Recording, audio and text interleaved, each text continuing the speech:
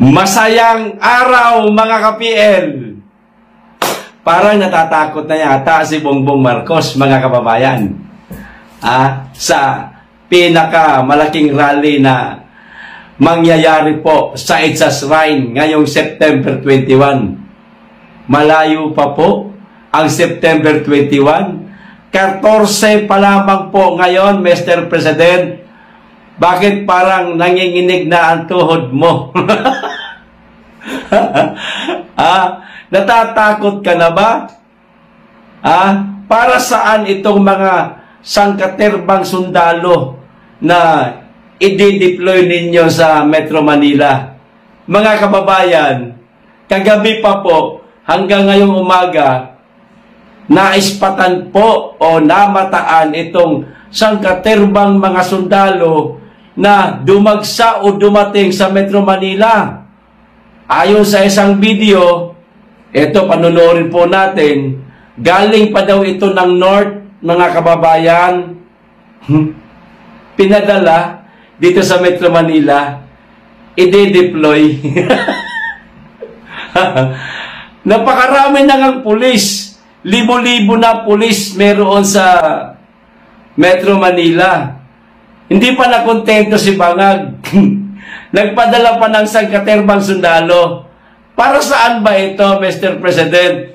Ito ba'y pagprotekta lamang sa inyong sarili dahil dito sa gagawing napakalaking rally na mangyayari sa bansa sa darating na September 21? Natatakot ho ba kayo, sir, na baka lusubin ang Palasyo Malacanang, na baka lusubin ang gusali ng House of Representatives? Walang mangyayaring ganun, sir. Wag ho kayo matatakot. Nagpadala pa kayo ng sangkaterbang sundalo. Anong gusto mo mangyari? Paglalaban-labanin mo ang parehas Pilipino? Yung isa uniformado, yung isa wala. Ibig sabihin mga sibilyan. Ganun ba gusto mo mangyari? Maglaban-laban ang kasundaluhan at itong mga magsasagawa ng rally sa September 21? Hindi na po kailangan ng sundalo, sir. Pulis lang, okay na po. At mapayapang rally po ang gagawin ngayong September 21. Bagamat dalawang dako ito, merong sa Luneta, ito'y pinangunahan o papangunahan yata nito mga rapper, o di ko sigurado, at sa EDSA. Kaming mga DDS, nasa EDSA kami. Depende na lang sa ating mga kababayan na gustong pumunta sa EDSA. Sana po sa EDSA po tayo magsama-sama para mas marami tayo mga kababayan. Ito po yung video mga kababayan. Ngayon pa lang naghahanda na sila. Pecha 14. Ang layo pa. May de-deploy ng mga sundalo si Bongbong Marcos. Need backup. Please, need backup. Baka dumiretso ng palasyo ito, hatakin ako palabas. Basig maunay kanyor.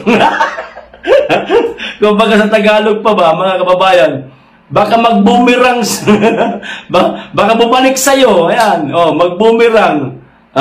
Baka lang naman. Hindi ko naman sinasabing mangyayari talaga yan. Di ba, mga kababayan, ito yung video, panoorin po natin.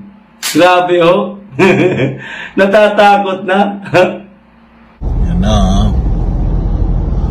yung mga army na. Galing to ng north. Ayan,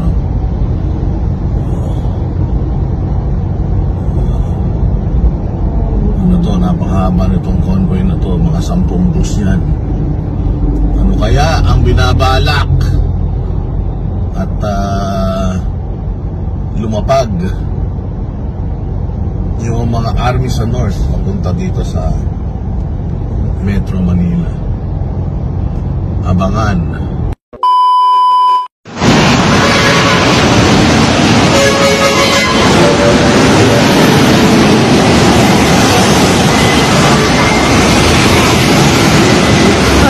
Na ba? Kailangan dyan mga army? Unsa man eh?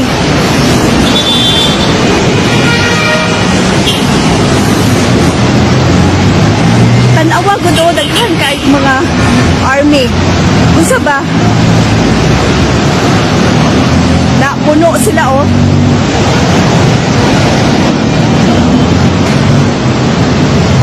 Dini niya sa EDSA.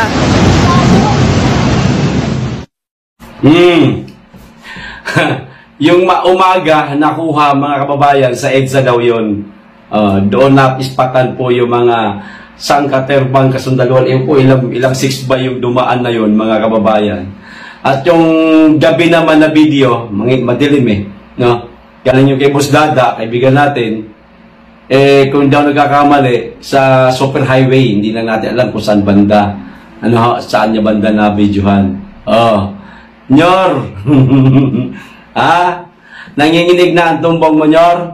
Huwag ka mag-alala. Mapayapang rally ito. No? Mapayapa ito. Simple lang, ganito lang ang gawin mo para mawala yung takot mo. Advice lang to sa'yo. Baka sakali tumalab. O pag sinunod mo, tatalab ito. Ganito na lang. Para para matapos, okay? Para matapos na. Para hindi ka na matakot, okay? Kung kaya mong gawin mo na. Ngayon na, wag mo na tagalan.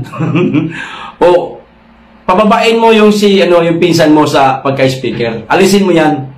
Kasi isa yan sa gumugulo sa bansa eh. Ginugulo niyan yung administrasyon mo, no? Kung daw nagkakamali, siya itong nauna gumawa ng gulo, kaya ito ngayon nangyayari. Ganito nakalaki, sumasabog, umaapoy, nagbabaga pa, parang bulkan na sumabog. Kaya tuloy yung ating mga kababayan, nagalit na rin sa inyo. Ganun lang, pababain mo yung pinsan mo. Okay ka na dun. Kahit delikadesa na lang rin para sa aming mga DDS at para sa aming BP Inday Sara. Ganoon pa naman kaming delikadesa na natitira. Hindi katulad ninyo dyan. Yung sa amin, yung delikadesa namin, hindi ka namin pinipilit na bumaba ka sa pwesto mo. Tapusin mo yung termino mo. Kasi ang mga Duterte, hindi ganun eh. Hindi sila mapang-agaw ng kapangyarihan. May aantay nila kung kailan itong halalan, tapos tatakbo, mananalo, yun yung right timing. Yun yung tama na proseso. Hindi yung aagawin mo yung kapangyarihan sa isang taong nakaupo. Hindi ganun ang mga Duterte. So, may delikadesa ang mga Duterte. At may delikadesa din ang mga followers ng mga Duterte. Okay? Kung meron kang delikadesa, okay, sibakin mo yung pinsan mo, okay na tayo dyan, no? Ituloy mo yung termino mo. Kasi mahirap na masabihan ng mga Duterte at mga supporter na masyado kayo nagmamadali. Gusto nyo maging presidente kagad si Inday.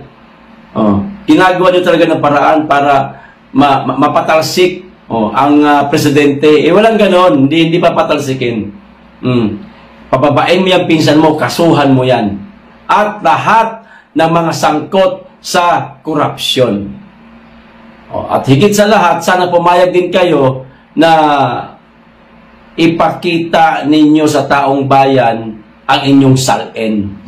Ayan, ang inyong libro, buksan ninyo sa taong bayan para magkaalaman kung sino ang mas karapat-dapat hatulan at paalisin ng taong bayan.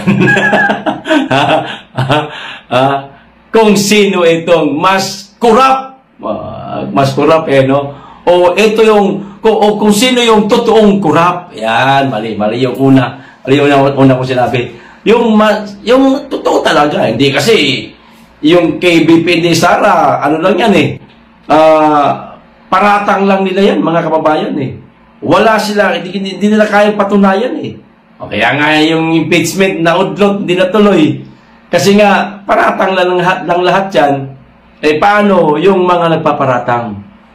Yan. Di ba? Yan lang dalawa na yun. Tanggalin yung pinsan mo, tapos buklatin mo yung libro mo sa taong bayan. Matutuwa na kami niyan. Pero ang problema, baka mas Naku, impeachable ka pa sa ninanais nilang ipa-impeach. Ano sa palagay ninyo mga kababayan? Di ba? Nagtatanong lang. Okay.